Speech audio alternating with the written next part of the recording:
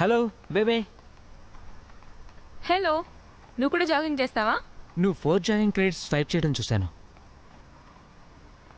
ఇప్పుడు నువ్వు దీని గురించి కూడా రాస్తావా?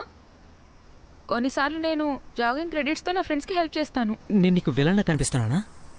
నీ పాస్ట్ రికార్డ్ చూస్తే నీ మాటలు కన్విన్సింగ్గా లేవు. సరే ఓకే, అయితే నేను జాగింగ్కి వెళ్తున్నా. ఒక్క నిమిషం, నేను నిన్ను రెస్టారెంట్కి తీసుకువెళ్దాం అనుకుంటున్నాను. నో థ్యాంక్స్, నేను నా ఫ్రెండ్స్ని కలవడానికి వెళ్ళాలి. అయితే ఎప్పుడు ఫ్రీగా ఉంటావు? బ్రేక్ఫాస్ట్కి వెళ్తాం. నేను చేసిన తప్పుని ఎలాగైనా సరిదిద్దుకోవాలనుకుంటున్నాను. కేవలం సారీ ఒకటి చెప్తే సరిపోదు కదా? ఏం పర్వాలేదు, మనం సార్ట్అవుట్ చేసుకున్నాం కదా. నువ్వు మళ్ళీ అలాంటి తప్పు చేయకు. మళ్ళీ ఛాన్స్ వస్తే అలాగే చేస్తాను. ఏంటి? ఏం లేదు. అంటే నా ఉద్దేశం ఏంటంటే అలా జరగడం మంచిదే అయింది. నో, నిన్ను కలవడం సంతోషంగా ఉంది.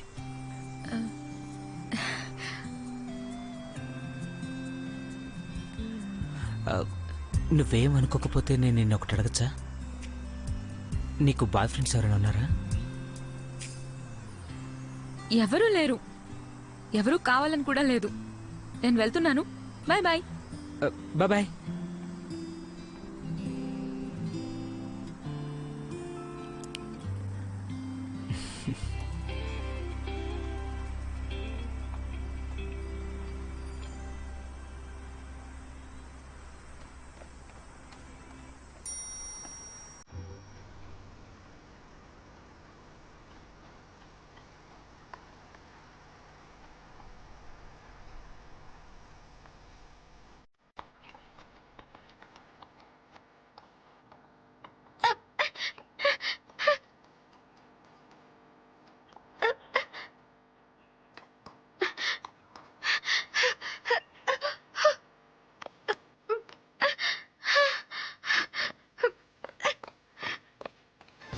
ఈ రోజు మనం డిఫరెంట్ జానర్ లో వచ్చిన హాలీవుడ్ సినిమాల గురించి డిస్కస్ చేద్దాం. ఫర్ ఎగ్జాంపుల్, టైటానిక్ సినిమా తీసుకోండి.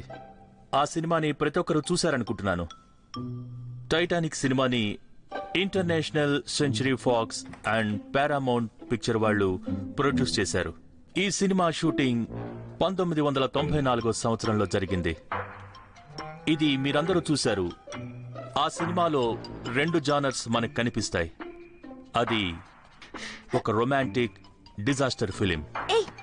ఈ సీట్ నేను రిజర్వ్ చేసుకున్నాను. నువ్వు ముందుకు వెళ్ళి కూర్చో. నేనెందుకు వెళ్ళాలి? కావగ్వాంగ్, నేను నీకు తెలుసా? అయినా సరే నేను నీకు సీట్ ఇవ్వను. నేను పొద్దునే రిసర్చ్ చేసుకున్నాను. ఇందాకే బ్రేక్ఫాస్ట్కి వెళ్ళొచ్చాను. చూడు, నా బుక్ కూడా ఇక్కడే ఉంది.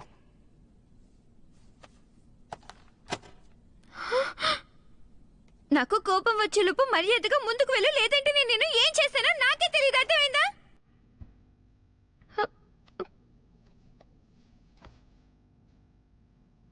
ప్లీజ్ నన్ను కూర్చోనివ్వు.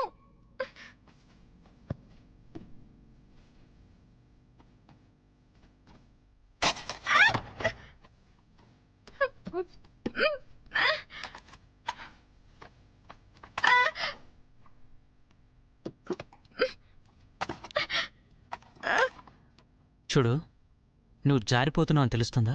ఈ సీట్ బాలేదని ముందే చెప్పాలి కదా. ఈ రోజు నా జాతకం బాలేదనుకుంటా, అందుకే వీడి పక్కన కూర్చోల్సి వచ్చింది. వీడు అసలు మనిషేనా? లేట్గా వచ్చిందే కాకుండా కంప్లైంట్స్ చేస్తున్నావా? Shut up. పాపా, ఏంటి నీ ఇంగ్లీష్? నేను ఫారెన్ లాంగ్వేజ్ మేనేజర్ని, కానీ నాకేం అర్థం కావట్లేదు. కొత్త యాక్సెంటా? షట్ అప్ అని చెప్పాను కదా.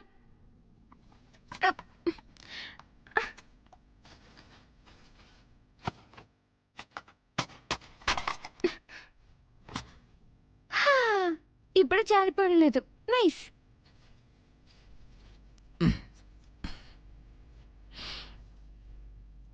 ఏం చూస్తున్నావు నువ్వు?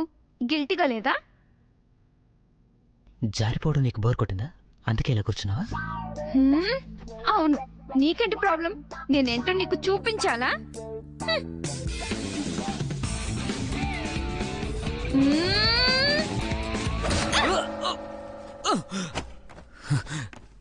నీకేమైనా పిచ్చా? నీకేనా పైల్సా? ఏం జరుగుతోంది?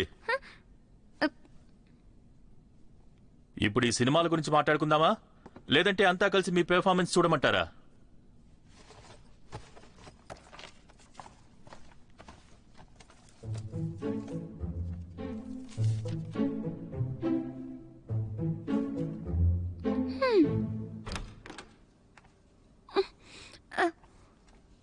చేసావా? ఏమైంది, కింద పడ్డావా? నువ్వే నాకు హెల్ప్ చేయాలి. ఏం జరిగింది? ఆ షావుకాడు నన్ను చాలా ఇరిటేట్ చేశాడు. ఇరిటేట్ చేయడం మాత్రమే కాదు, క్లాస్ మొత్తం నేను సీట్ బార్ మీద కూర్చునేలా చేశాడు. కాలేజ్ నుంచి వస్తుంటే అందరు నన్ను ఎంత విచిత్రంగా చూసారో తెలుసా? దీనివల్ల నీకు లాభమే జరిగింది. నువ్వు చాలా ఫేమస్ అయిపోయావు. నీకు నొప్పి ఎక్కువగా ఉందా? మనం హాస్పిటల్కి వెళ్దామా? నో, ఈసారి కనుక ఆ ఈడియట్ నాతో గొడవ పడితే నేను మాత్రం వదలను. బాగానే ఉన్నట్లున్నావు. పడుకుని రెస్ట్ తీసుకో. తర్వాత పెయిన్ ఎక్కువైంది అనిపిస్తే నాకు చెప్పు.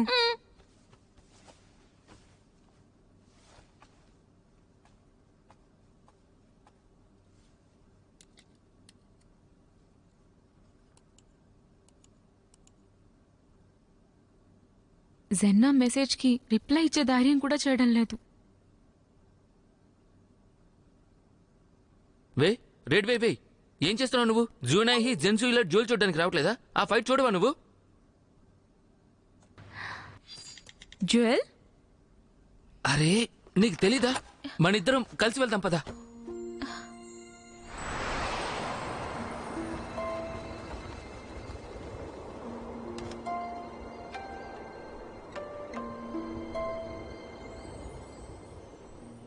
నిజానికి రోజు నాయకి వాళ్ళిద్దరూ కూడా మంచి advantage players కదా. చాలా బాగా వాయిస్తారు. వీడియో క్రియేట్ చేసిన కూడా వాడే. అయినా అది చాలా తప్పు కదా. అలా ఎలా చేస్తాడు? చాలా బాగా అలా వాయిస్తారు. వీడియోని ఎలా క్రియేట్ చేశాడు? అది చాలా తప్పుడు పని కదా. ఇలా చేసినందుకు ఖచ్చితంగా ఫైట్ జరగాల్సిందే. సూపర్ అతను. చాలా ఎక్సైటింగ్ గా ఉంది. నైన్ ఫైట్ చేస్తుండగా ఈ రోజు చూడబోతున్నాను. గాడ్ లైక్ ప్లేయర్ ని లైవ్ లో చూడబోతున్నాను.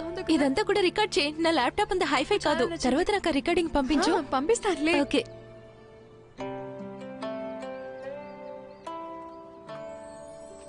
వదినా, మీరు ఆన్లైన్ లోకి వచ్చారా? హలో, ఏం జరిగింది?